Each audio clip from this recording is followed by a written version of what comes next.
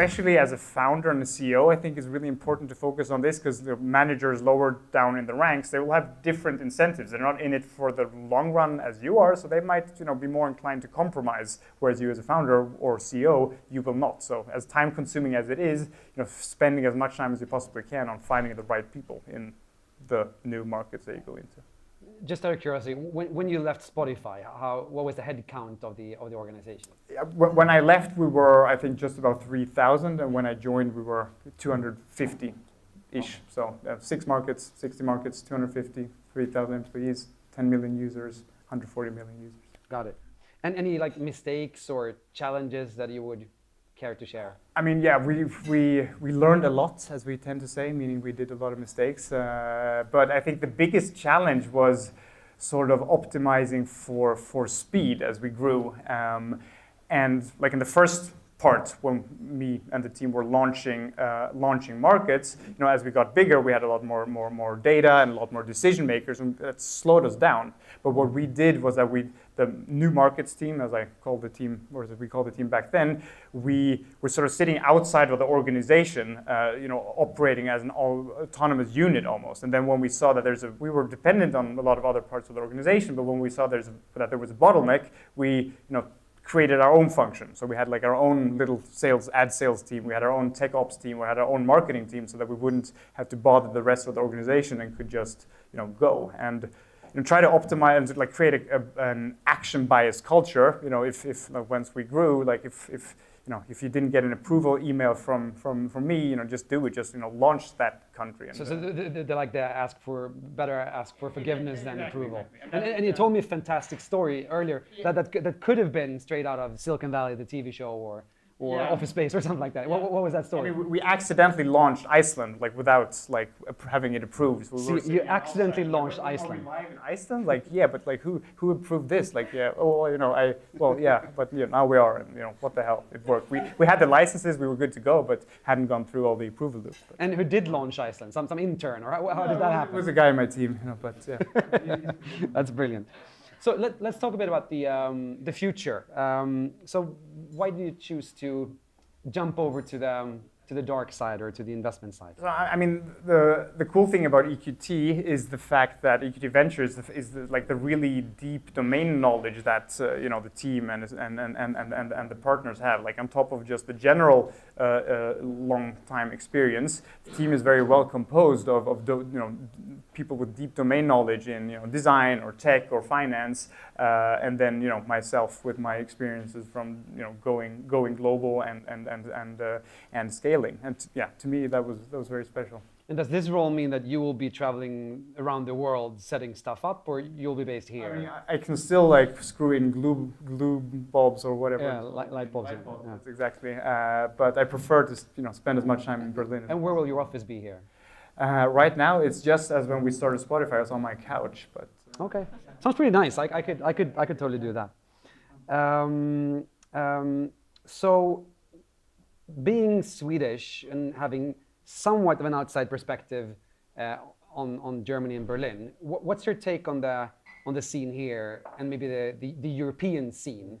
And maybe also where do you see it going? Yeah, I mean, during this 7 years that I've lived here, it was often always said that there's not a lot of capital for later stage rounds, from B and onwards. I think that has massively changed in the last couple of years. I mean, we here are living proof of that with our fund, but also in particular in Berlin, you can see so much international interest from American VCs, and I think that obviously is a testament of the great supply of companies and entrepreneurs here. I mean, when I moved here 7 years ago, there was SoundCloud and nothing. Companies like Credit Tech or Go Euro, Delivery Hero, HelloFresh, more. They hadn't been founded or were just in the beginning.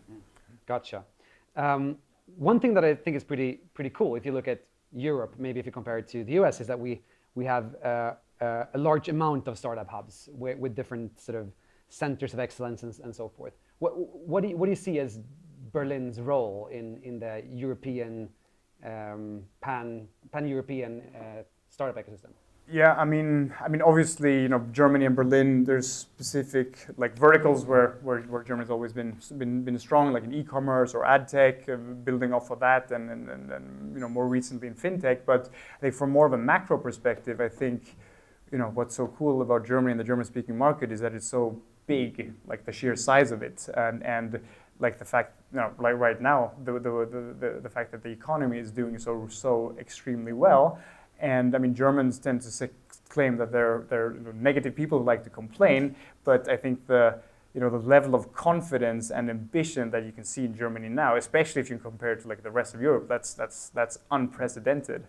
And combining that with the fact that Berlin, or Germany in general, and Berlin is such an international and open society, very liberal immigration laws if you compare it to the rest of Europe. And I think I read somewhere that Berlin has the highest proportion of international founders in after Silicon Valley. And as we all know, Apple founded by a second generation immigrant, Google founded by immigrants, run by another immigrant, Uber run by an immigrant. So having that like attraction power that Berlin has, I think that's really a competitive advantage. So and where do you see the Berlin ecosystem going? It's always hard to talk about the future, but where do you see it? I think this is like a virtuous circle where one sort of part capital, and the startup ecosystem just fuels the other. So I think this positive trend is just going to continue. I think what will be interesting and cool to see in Germany is, the digitalization of the Mittelstand, which there's a lot of debate and discussion about. And I think since a lot of those companies are family run, when you see generation shift there, a lot of those companies are going to become much more sort of digital, and it will create a lot of interesting opportunities in the B2B space, but also blur the lines between like what is tech and what is not, tech. And I hope that we obviously as EQT Ventures will play a big part over the next 5 to 10 years, that we will have a lot more portfolio companies. Speaking of like sort of blurring the lines, I think one of the things that's so cool about EQT Ventures is also that we, which many people don't know, are part of the larger EQT private equity group, meaning that on top of the expertise and know-how that we have in the ventures team, we also have access to 30 years of very deep domain knowledge from the private equity sphere across many industries. And big office in Munich. Big office in Munich, but also Shanghai, spanning the world from a lot of them. Yeah. With that being said, I did see tuna tartare on the menu, which I think sounded pretty good. So maybe we should dive into that tuna tartare.